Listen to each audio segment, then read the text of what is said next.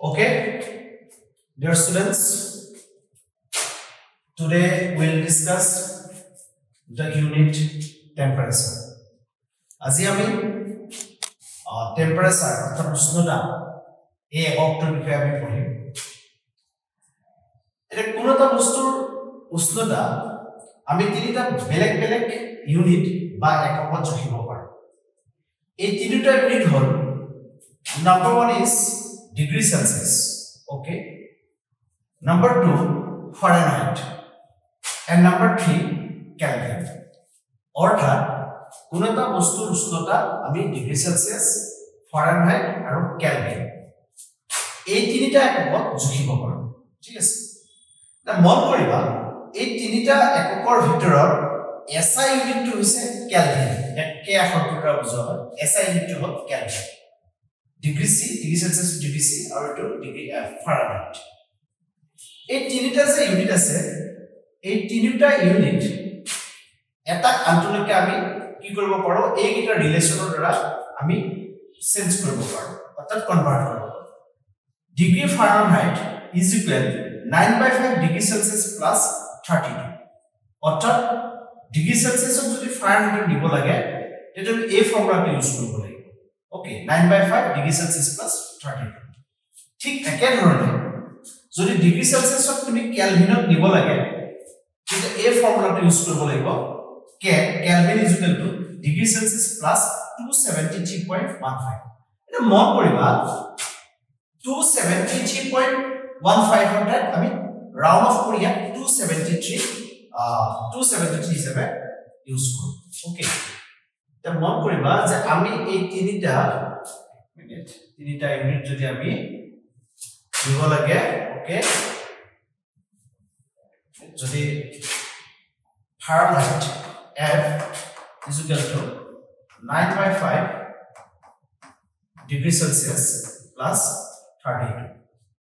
Next ইকুয়েশনটো আমাৰ আছে, okay, Kelvin is equal to degree Celsius plus we round off কৰি 273.8. Okay, এটা ম্যাথমেটিক্যাল প্ৰবলেম চাও। নাম্বাৰ 1 এটা mathematical problem.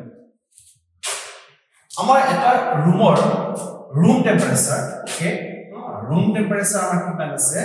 Suppose room temperature আমাৰ দিয়া আছে 25 ডিগ্ৰী সেলসিয়াস।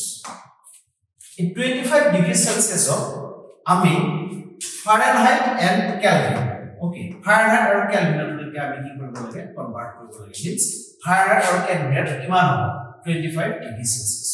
ওকে, প্ৰবলেমটো আমি কেনে কৰিম? আমি জানো যে Fahrenheit F is equal to 9/5 yes degree Celsius plus 32. এটা আমাক দিয়া আছে ৰুম টেম্পাৰেচাৰ কিমান আছে 25 ডিগ্ৰী সেলসিয়াস। সো আমি কি লিখিম 9/5 into 25 plus 32. এটা 25 to 5 ডিভাইড কৰিলে কিমান হ'ব 5. Okay, 9 into 5 45 plus 32. Okay, 5 plus 2 7, 4 plus 3 7. অর্থাৎ 77 কি হ'ব আমাৰ Fahrenheit. 25 degree Celsius is equal to আমাৰ কিমান হ'ব ফাৰেনহাইটত 77. এটো যদি আমি কেলভিনত দিব লাগে কি কৰিম চাবা। এটো ৰিলেচনটো Kelvin is equal to degree Celsius plus 270. Room temperature কিমান আছে আমাৰ 25 degree Celsius. So 25 plus question already দিয়া আছে, সো মই দিতে পারি এখানে প্লাস 273. yes 273 plus 25 কিমান হ'ব 5 plus 3 8 plus 7 plus 2 9 298 Kelvin. That means 25 degree Celsius is equal to কিমান হ'ব 298 Kelvin আৰু যদি ফাৰেনহাইট তুমি কনভাৰ্ট কৰতে কিমান হ'ব 77. ওকে, এনেকুৱা ধৰণৰ তোমাৰ ম্যাথমেটিক্যাল প্ৰবলেম আহিব। তোমাৰ লগত এটা ম্যাথমেটিক্যাল প্ৰবলেম হোমৱৰ্ক হিচাপে দিছো।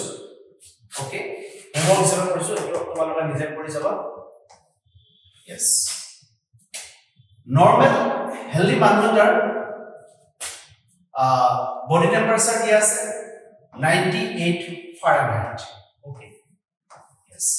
Convert it into degree Celsius and Kelvin. Okay. Normal healthy thermometer কিমান আছে 98 Fahrenheit দিয়া আছে body temperature ইয়াক তুমি degree Celsius and Kelvin লৈকে কনভার্ট কৰা. Okay. এই ফৰ্মুলা ইউজ কৰিবা ফৰ্মুলা এটা হ'ব এইটা ফৰ্মুলা ইউজ কৰি তুমি ইয়াক ডিগ্ৰী সেলসিয়াস আৰু কেলভিন লৈকে কনভাৰ্ট কৰিবা.